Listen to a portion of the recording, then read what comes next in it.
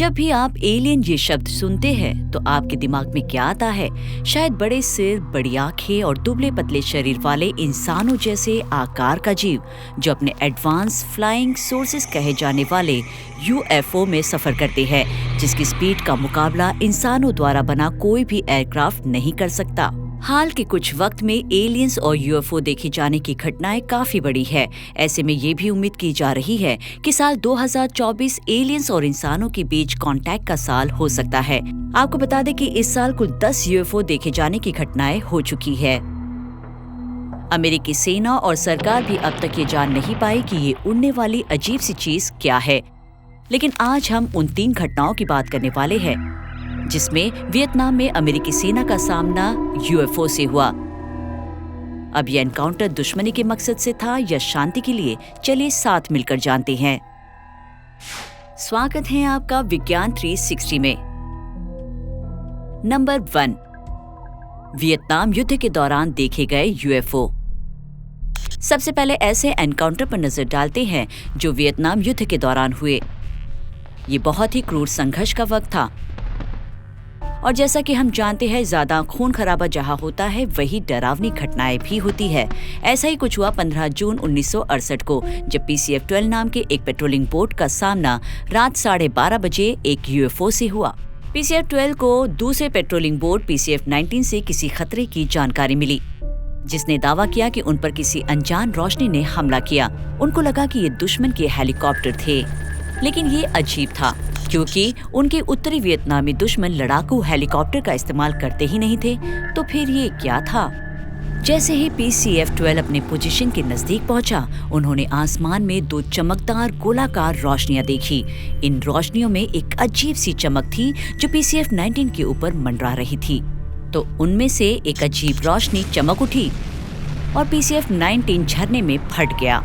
इसके बाद दोनों रोशनी तेजी से समुद्र की ओर चली गई। PCF-12 ने फिर इलाके की छानबीन की और 2 घायलों को बरामद किया। लोगों ने दावा किया कि वे लाइट्स नदी के किनारे मीलों तक उनका पीछा कर रही थी। जब उन्होंने लाइट्स पर अटैक किया तो वो नष्ट हो गई। पहले तो ऑफिसर्स को तट से मिसाइल हमले होने का शक हुआ, लेकिन बाद में जांच में पता चला कि यहाँ दुश्मन का कोई तटीय बैटरी या मिसाइल प्लेटफॉर्म नहीं था। इन हमलावर लाइट्स को अननोन ऑब्जेक्ट्स के रूप में लेबल किया गया। इस रेस्क्यू के बाद भी PCF-12 ने नदी में पेट्रोलिंग जारी रखी और जल्द ही वे फिर से 2 लाइट्स के पास पहुंच गए। ये लाइट्स पोर्ट और स्टार पोर्ट की तरफ लगभग 300 गज की दूरी पर और पानी से 100 फीट ऊपर मंडरा रही थी, लेकिन हेडक्वार्टर्स को रिपोर्ट करने पर उन्हें कोई जानकारी नहीं मिली। PCF-12 ने हेडक्वार्टर को फोन किया, जिसके बाद उन्हें पता चला कि क्षेत्र में कोई एयरक्राफ्ट दिखा ही नहीं उन्हें। जिसके बाद PCF-12 ने लाइट्स पर गोली चलाई, लेकिन उन पर कोई असर नहीं हुआ और फिर पूरी स्पीड के साथ PCF-12 पीछे हट गया क्योंकि लाइट्स उनका पीछा कर रही थी। ये सिलसिला पूरी रात चलता रहा। दूसरे इंजनमैन जेम्स स्टेफिस ने दावा किया कि उन्होंने क्राफ्ट को अच्छे से देखा। उन्होंने बताया कि क्राफ्ट का आगे का हिस्सा गोल था, जो किसी ऑब्जर्वेशन हेलीकॉप्टर की तरह था, जिसमें 2 सदस्य एक दूसरे के बगल में बैठे हुए थे। तो क्या अमेरिका के खिलाफ लड़ाई में वियतनामी सैनिक के साइड में रहकर एलियंस उनकी मदद कर रहे थे? यूएफओ से होने वाली इस तरह की अजीब घटना को आप किस तरह से एक्सप्लेन करेंगे? क्या आपको भी लगता है कि एलियन क्राफ्ट वाकई इतने एडवांस थे जिनको सैनिकों की फुल्ली ऑटोमेटिक राइफल्स की गोलियों से भी खरोच नहीं आई? क्या कोई ऐसी ताकत थी जो उनकी रक्षा कर रही थी? दूसरी बार भी जब अमेरिकी सेना ने इन यूएफओ का सामना किया, तब भी यूएफओ ने कड़ी टक्कर दी। नंबर 2, साउथ चाइना सागर में दिखे यूएफओस। करीब उसी वक्त साउथ चाइना समुद्र में एक और अजीब घटना घटी। HMAS होबार्ट टाइगर आइलैंड के पास पेट्रोलिंग कर रहा था, जिसने रात में 30 अनजान स्लो स्पीड वाली लाइट्स के आसमान में मंडराने की जानकारी दी। पहले तो उन्हें लगा कि शायद ये लाइट्स रूसी हेलीकॉप्टर्स की है, लेकिन करीब से जांच करने पर पता चला कि ऐसा बिल्कुल भी नहीं था। जेट विमानों को आदेश दिया गया कि वे पीछा कर लाइट्स पर फायर करें। फ्रेंडली फायर के दौरान कुछ कैजुअल्टीज भी हुई। इस अफरा तफरी में होबार्ट पर एक अनजान मिसाइल ने हमला कर दिया, जो बहुत हाई स्पीड से चल रही थी। अगली सुबह इलाके की तलाशी ली गई, लेकिन रहस्यमय विमान का कोई मलबा वहां नहीं मिला। इन दोनों घटनाओं को रहस्यमय लाइट्स ने आपस में जोड़ दिया। इसके बाद कई महीनों तक उन लाइट्स का जिक्र होता रहा। वे मुख्य रूप से नॉर्थ और साउथ वियतनाम के बीच के डीमिलिटराइज जोन में ही चारों ओर रेखा के ऊपर नीचे घूमती रही। वे अक्सर रडार पर देखे जाते थे, लेकिन कोई भी ये पता नहीं लगा पाया कि वे क्या थे। वे हवा में गायब हो जाने के लिए माहिर थे। चीजों को रोकने के लिए उड़ान भरने वाले जेट वहां पहुंचते थे, लेकिन उन्हें वहां कुछ नहीं मिलता। अजीब रोशनी की ओरिजिन से हम भी अनजान हैं। वैसे कुछ लोगों का मानना है कि ये रडार सिग्नल की मिस रीडिंग थी, जबकि दूसरे कुछ लोगों का मानना है कि नॉर्थ वियतनामी सीक्रेटली लड़ाकू हेलीकॉप्टर्स को ऑपरेट कर रहे थे। ऑफिशियल एक्सप्लेनेशन ये बताते हैं कि ये रोशनी एटमॉस्फेरिक डिस्टर्बेंस की वजह से थी, लेकिन क्या ये सच है? वैसे अमेरिकी सरकार को एक्स्ट्रा टेरेस्ट्रियल एक्टिविटी को छिपाने के लिए जाना जाता है, और ये घटना एक दुश्मन देश में घटी थी, जहां ऐसा करने के लिए और भी ज्यादा वजह थी। ऐसे में शायद हम कभी भी सही जवाब नहीं जान पाएंगे।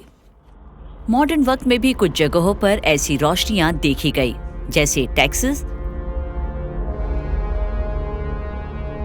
न्यूयॉर्क और कुख्यात एरिया 51। तो क्या ये सिर्फ रूटीन जासूसी मिशन के लिए भेजे गए प्रोब है? और अगर ऐसा है तो ये एलियन घनी आबादी वाले शहरों और मिलिट्री बेसिस की निगरानी क्यों कर रहे हैं? क्या ये एलियन हमले का संकेत है? नंबर 3, आसमान में धमाके करते यूएफओस।